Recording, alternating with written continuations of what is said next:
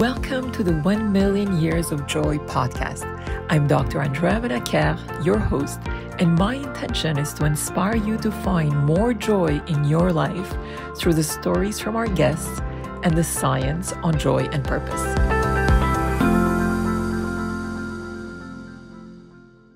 I'm delighted to introduce to you today Jacqueline Way, who is a dedicated world changer, serving humanity with love every day. Her sole purpose is to teach, inspire, and empower the hearts and minds of people globally to create a happy, meaningful, and world together. She expresses her purpose through her global giving movement, 365 Give. The charitable organization was created with her 3-year-old son with a simple vision to change the world, one give, one day at a time. She is a world-renowned keynote speaker with one of the most watched TEDx talks, How to Be Happy Every Day. It will change the world. She is committed to living the highest expression of who she is through her work, family, and by touching the lives of others. Jacqueline, welcome. It's such a pleasure to have you with us today. I'm so happy to be here with you. Thank you so much for having me. You're on my favorite topic, so I'm excited to be with you. Fantastic. So let's talk about everything that you created with 365 Give, which is a phenomenal initiative that has had so much attention and traction since you've had your TEDx talk. Tell us more about the idea that originated and how it actually turned into literally a movement. Literally, isn't it?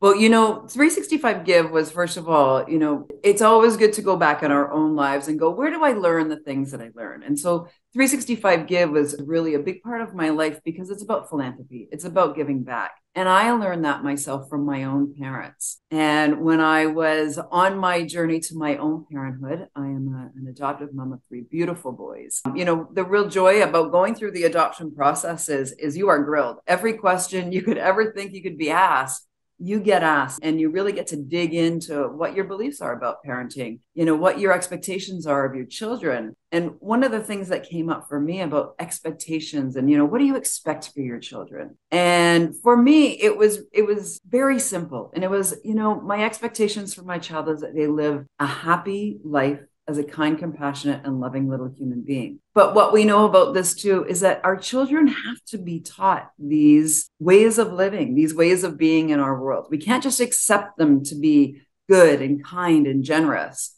They have to be taught. So this was really an idea that I took from my own childhood and realized that my parents had taught me so much about giving when I was younger. And so I wanted to pass this on to my son as well. And before he started school, because what we know about a child's brain is that they have so much growth and so much learning before the age of 7, that if we can start to program their brains, literally, it's like a computer, that we can help them become and step into the person through practice behaviors and through watching us to really help them foster those key values and traits that will serve them most in their life. So we started this journey of giving. And on my son's 3rd birthday, we did one thing to give back to the world. We started on his birthday to be kind, generous, and giving to either people, animals, or our planet.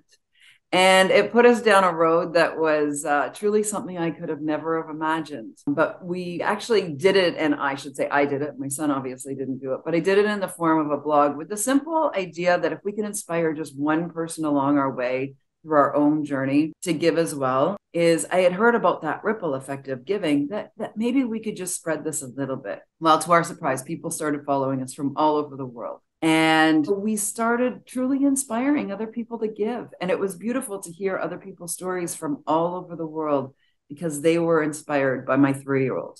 And I think the beauty of the story is that we ended up making giving so easy for people. We made it possible for everyone because they saw a 3-year-old could do it, so they knew they could as well. And it became a language that no matter where you are in the world, didn't matter if you were young or old or what culture or what religion, it was this common thread that was running through everyone. And so today we've been able to take this 365 Give concept We turned it into programs for schools, for families, for individuals, so that everyone around the world can start implementing this daily giving habit, which is really just an intentional habit to go out into the world and do some good. And in that power, that individual power that we all have, not only are we creating happiness for ourselves, which I know we're going to talk about later, but in turn, we are creating this beautiful ripple effect that's changing the world with every small act of giving that we can do. You're such an inspiration because after watching your TEDx talk many years ago, I actually started the same process with my kids. And it's indeed so true what you're saying, that we have a role to play in inspiring our young little children to understand the key values that we want to instill in them. And you've done it in such an incredibly beautiful way. And I'm sure your kids must be incredibly generous and grateful for the fact that they have a mother like you that has inspired them in such a beautiful way. The way I always look at it is when you get the report cards back from school and the teacher writes, I don't read anything else, and I just want to see your child is very kind and generous of heart, right? When I read those words, doesn't matter if they get an A, a C, a D, it makes no difference to me. It's all about, how are they showing up in their own world and reflecting this back? And I'm a proud mama to say that they all do that with great heart. And Andrea, what a great example you are, is I never knew you did that with your children. And so that's the ripple effect, that when you don't think anyone's watching, people are, and they see your behavior, whether you're picking up garbage, walking down the street, or buying a person a coffee in line.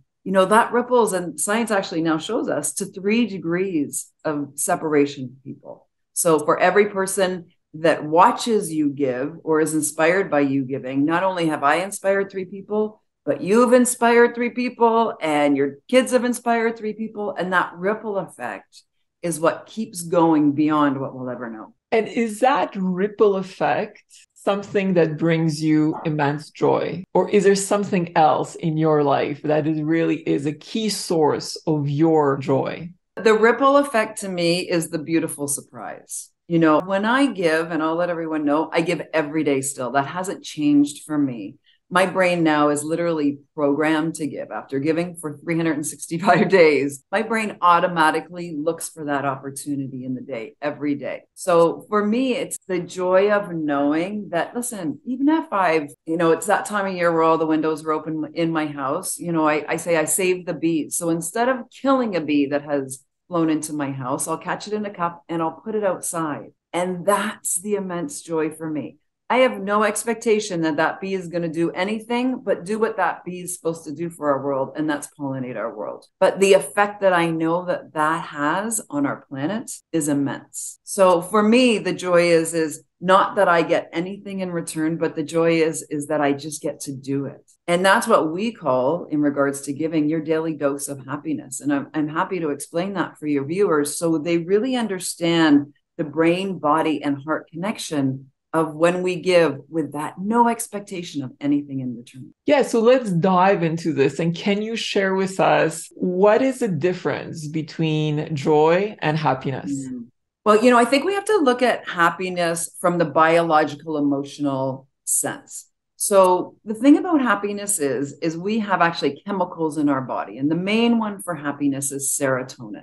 So serotonin is an actual chemical in our body that fires, I always say it fires, when you're doing something that brings you happiness from potentially the outside world or taking an action. So we'll use giving, because we're talking about giving today, as the example. When you give, you actually fire serotonin in your body and you get a chemical reaction that increases your happiness. And here's the neat thing. At the same time, it helps to lower your cortisol, and that's our stress hormone. So automatically we're increasing our happiness and we're decreasing our stress. Now that serotonin can be also fired and wired in many different ways in our life. You could go shopping. Okay, you go buy yourself a new pair of shoes, a new outfit. Serotonin can also fire at the same time. You could get together with friends and have an evening out, or go have some time together. You can fire off your serotonin. So there's lots of different emotional connections that we can have in the world that can fire that off. Now, the thing about happiness is and we all know this, is that you can have a happy moment and in the next breath, it can also be gone. And it ebbs and flows through our life. So it's more like the waves in the ocean where happiness can come and go at any given time, depending on how that serotonin is fired. You could have a happy little moment because an old friend has called you on the phone, and in the same breath, or the minute you get off the phone, your kid is driving you crazy and your stress hormone goes up, and all of a sudden that happiness feeling is gone. So for me, happiness is that wave that comes and goes. But here's the beautiful thing, and we'll talk about this today as well, is that you can learn how to create that in your life too. You can learn to fire off your serotonin in healthy ways that are really good for your body. For me, joy is a deeper sense. Joy is a feeling that you and I were sitting here right now. I always now feel this underlining, I call it a vibration of joy that runs through my life. So I have less of the highs and the lows in my life because I've cultivated this underlining vibration of joy in my life. So my mind is more peaceful. I don't get triggered by stress and anxiety as much in my life anymore. I am calmer in more ways in my life. So this is the joy to me, that when you practice happiness, you find the ways to turn on your happiness switch in your own life. You're practicing it every day. It's almost like you've raised up a level in your own life so that joy is always vibrating around. It's just kind of there for you. You have less big waves and much, much less bigger crashes on the other side as well. And you've now given yourself this just underlining, it's always there. You can always tap into it, this feeling of just calm, peace, and joy in your life. And that calm, peace, and joy and serenity brings harmony to your world. And therefore, you're able to show up in every interaction in such a beautiful way to receive, to be an inspiration, to basically bring more gratitude and joy to others as well. So share with us how the evolution on your side in terms of finding that constant inner peace and joy has transformed your life. So many ways I can't even begin to to tell you. But I think one of the things that I realized, and just so everyone knows, when I started doing this project with my son, I had no idea. I'm not a neuroscientist. I'm not a researcher. I'm not any of these things. This is really part of my journey to my own happiness and stepping into that happiness every single day. And it really became that practice for me. But it took me 365 days to realize on the other side of it, what I had really cultivated in myself. If I had probably been a little bit more intentional, a little bit more mindful and understood it a little bit more, it would have been a completely different journey. So it's why I encourage it in people now, that if you can start a happiness practice for yourself, go and take a look at your own life. And I did this for myself, where I actually started a happiness box so that I knew how I could create happiness, and not by going to the mall and going shopping. I knew I can create, and I still do today. I can walk out to my garden and find happiness in a flower. I can find happiness in watching a bee fly around my garden.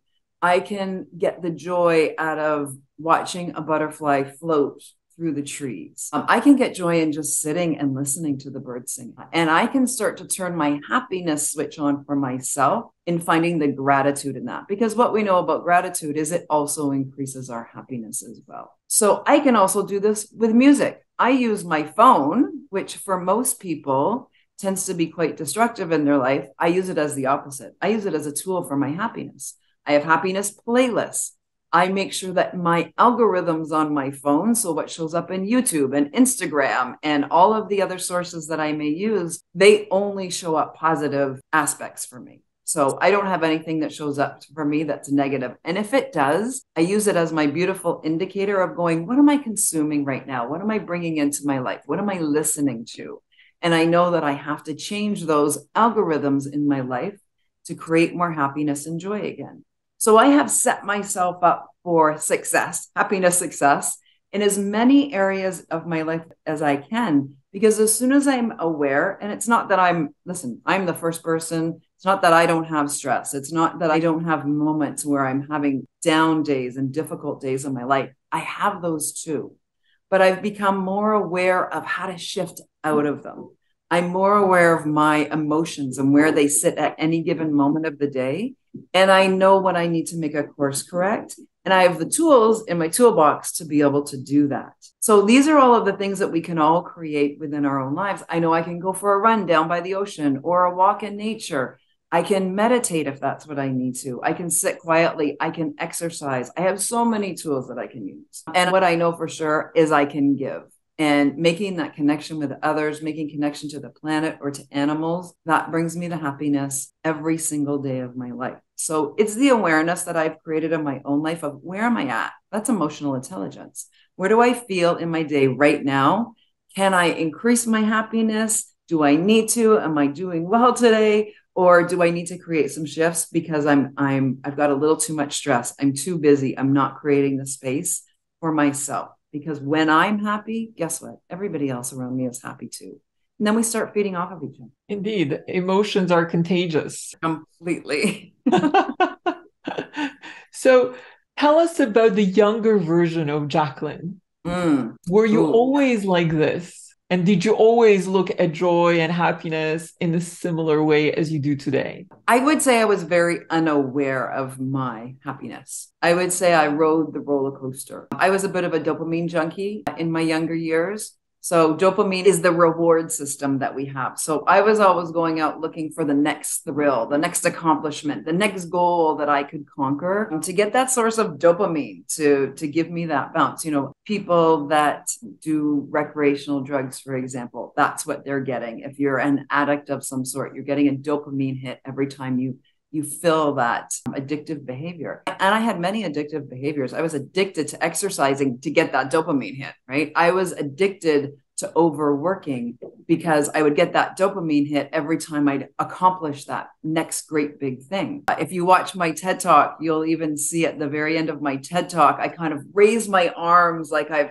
crossed a finish line. It was such a dopamine hit because it was like, oh my God, I had this biggest accomplishment that I had obtained. But that understanding, and when I look back now, I no longer need that big hit and that big rush. I've become so much more aware of my emotions and how to increase and have a joyful, happy life without having to get some big reward on the other side. I no longer have a need for that reward anymore because I'm really just beautifully happy right where I am. And I can find that joy in every moment of my day if I so choose. That takes practice though. And I'm a lot older than most people. So that's wisdom and practice. When you look at the world and we see so many people suffering that are experiencing mental health challenges, what would you recommend they begin focusing on as a first step in order to reach that inner harmony and inner peace that you described earlier that relates to joy? You know, I think the first thing is being aware, right? I'm going to start there because I think most people don't even know that potentially they're in a depression. They don't understand how they got there. They don't know how they got stuck there. So the first thing is awareness. So as soon as you're aware that you're stuck in a negative emotion, it's just owning that and deciding that you don't want to be there anymore, right? It's the first step is I want to make changes in my life. I'm committed to making those changes in my life to change where I'm at right now. And, you know, I always like to make this distinguish as well. We're talking about mental health, where we're talking about stress, anxiety, light depression. We're not talking about mental illness. Okay. Just because I do like people to be aware, I'm not giving you some magical cure. There are a lot of people in our world that need support from a doctor. They need support from a therapist. And we're not negating that by any means at all. But these are the ways that we can get ourselves out of a negative mental mindset and start changing that. And we can only do that one step at a time. This isn't something that happens overnight.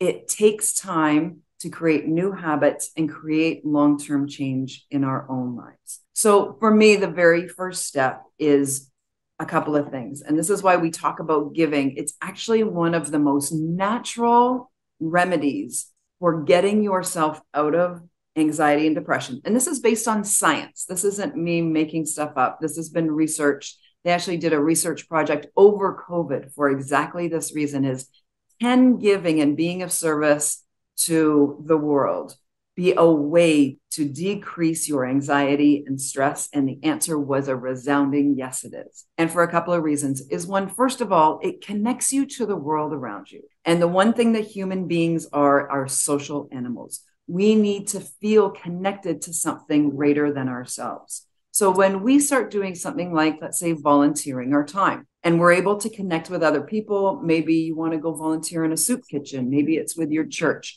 maybe it's a local organization that works with the environment, beach cleanups. There are hundreds of thousands of charitable organizations all over the world that are looking for volunteers to work with them. So the first thing is when you get yourself in with other people, doing something that's good for the world, first of all, it's getting you out of your own head, because most stress and anxiety starts with that monkey mind in our head, and we get stuck in this evolving loop that never ends. Is it gets you out of yourself, out of your mind, and connects you to other people, and it connects you to the world around you. So that's the first step to me, is when you give, you're already starting to change the track for yourself. You're also creating more meaning in your life. And a lot of times when we're anxious and stressed and depressed, we're lacking that sense of meaning and purpose in our life.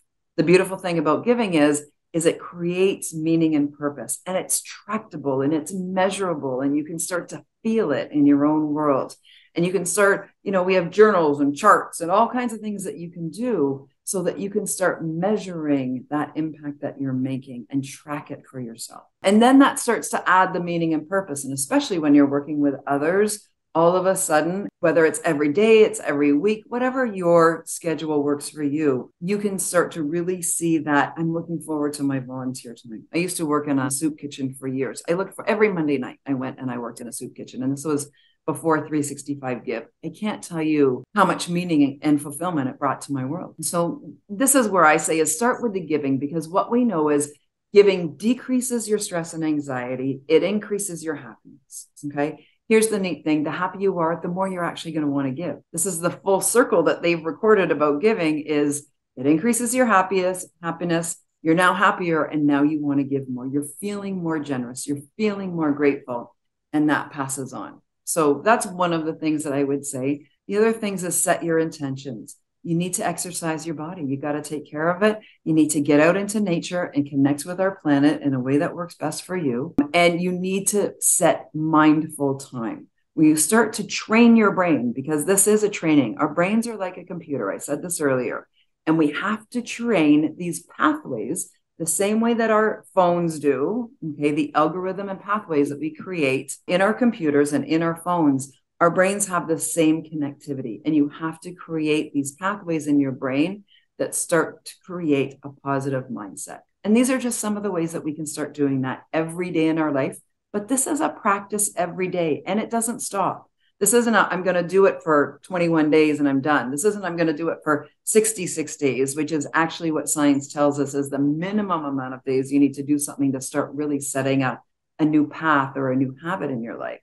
This is a practice we need to continue to do every day of our life to create that joy and that peace. This is something I will never stop doing, but I also know now I'm on a path to do it every day of my life because it's so worth it.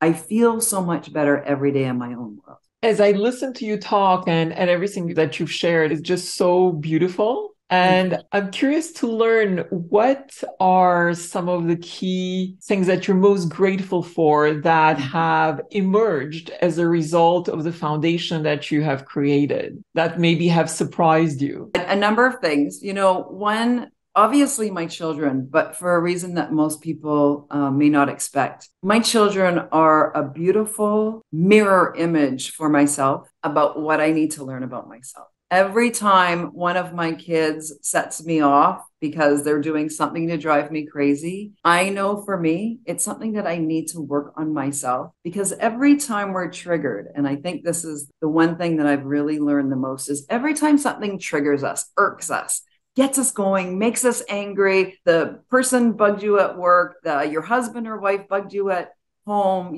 they set something off in you that just really got your goat, you know that that is where you need to do the most work in your life. You need to go, where's that coming from? Why is that really upsetting me? Does it deserve the attention, the frustration, the upset, the energy that it takes to be so angry? Hold the resentment, hold the expectations that somebody's supposed to be able to behave some way other than how they should. All of these things that trigger in your life, I've turned into gratitude for my triggers. And I think that's the funny part for me, is that every time something shows me off that sets me off a bit, that I go, oh, I'm excited now. Something else for me to take a look at that I can shift so that the next time that comes up, I'm not going to be triggered again. So that's one of the biggest things I'm grateful for now, are actually the things that bug me the most. We all have a path of continuous improvement in this lifetime. Never ends. Never ends. So as we look forward into the future, what aspirations do you have for the foundation that you have created? Can you share with us some key milestones or projects that you aspire to achieve? Well, we have a couple of new projects. We're just about to launch a new website in the next 8 weeks, which we're really excited about. One of the things that we're really looking at is how we can really effectively, penetrate and get into the youth of our world. I feel that they're really our next opportunity to create great change in our world. So that's where we're really going to be putting a lot of attention and focus moving forward. But, I think when I say our moonshot, our moonshot will be, by the time I'm done with 365 Give, is how can we inspire over 1 billion people on this planet? Because we know that if we can inspire over 1 billion people on this planet, it starts to tip the whole scale, right? We believe that it's not the leaders of our world that are there to create and inspire the change in our world, but we believe that every individual on this planet has the ability to create that change for themselves. So really, it's every individual whose hearts we can touch that we know has the power to create change. When we get to that 1 billion point where we're all working towards helping our planet, we're all working towards support the animals that need help, when we're all working to create a happier, more compassionate world, that's when we've created huge effective change that's going to change everything in our world. So that's really our biggest goal. I think we're already well over a few million, but I got a lot of big dreams that we still got to fulfill. And I'm really excited every day to wake up and get to work on it. And Jacqueline, I've asked a lot of my previous guests in terms of what would be keywords that they would use to describe themselves. And in the exchange we've had prior to the podcast, you only used one word. And I think you're the only guest that has chosen to use one word. And that word to describe yourself when you let go of your titles, your achievements, your background, it was love. Tell us more about that. Yeah, absolutely. This has been my beautiful journey with 365 Give, is I've come to realize that giving really is love in action. I used to say it was happiness in action, and it is, but giving really is love in action. And when you can give with no expectation of anything in return, that to me is the core of every human being.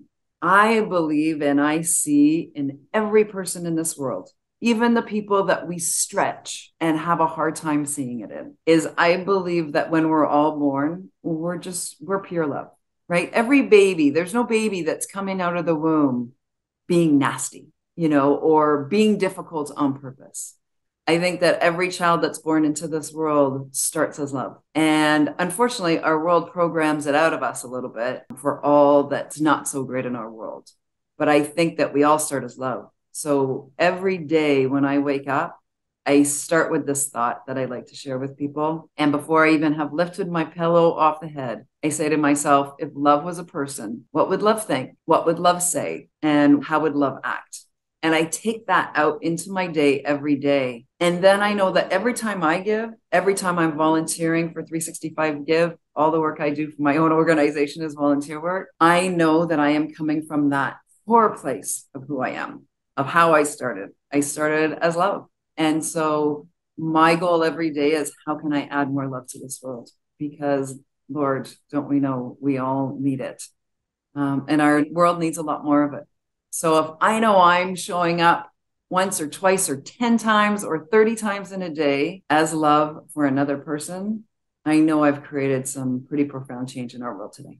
Well, I think we Final, can all do it, right? That's all yes, we got to say to ourselves. How can I just show up as love for another person, for our planet, for an animal? How can I show up as love today? It's a really easy one to answer. And then you go out looking for it. And you want a natural high. There's nothing like oxytocin, which is our love hormone, running through your body. It's the greatest feeling. I fully agree. And that actually connects to the question I was about to ask you as to what do we all need to do collectively as humanity to actually bring more joy to this world? So it comes down Spread to love. love, being It's more that loving, easy. more Just kind, spread love. more Yeah. generous. Put love at the end of everything you do, how you show up, how you walk into the office, how you make your food for your family, how you speak to your children, whatever it is, talking to your mother on the phone, sending a friend a text. If you add love to every single one of those things you do throughout the day, our world would be literally a different place in a day if all 8 billion people did that. Just for one day, we could change the entire world. I fully agree. Jacqueline, this has been such a pleasure to have you here. And thank you so much for sharing your wisdom. And thank you for being such a huge inspiration through the work that you do. And may you continue be an inspiration for the future, not only current generations, but also future generations. And wishing you immense success in your Well, thank foundation you. and And everything that you pursue. thank you for all that you're doing. The more of us that talk about joy and happiness and love, these are the words that inspire change in people. And thank you, Andrea, for all you are doing and the work that you continue to do. Your story, talk about an inspiring story. I mean, absolutely incredible. And the fact that you're now taking that and putting it out to the world is just remarkable. So thank you so much. Thank you.